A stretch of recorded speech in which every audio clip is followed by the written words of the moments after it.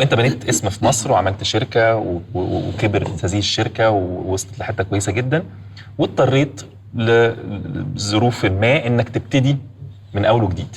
ايه المايند سيت اللي بيطلعك من تجربه زي كده عشان تعرف تقوم من جديد؟ ما اعرفش، انا قلبت الصفحه وقلت هعمل ده.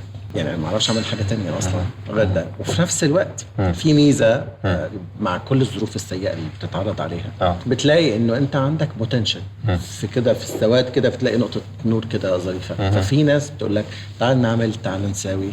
او التحولات الجديده، احنا اصلا من 2018 لدلوقتي صار في البلاتفورمز هي المسيطره، خلى الفرص عندك احسن. والشطاره بقى انك تستغلها وتعرف تطلع من عنق الزجاجه.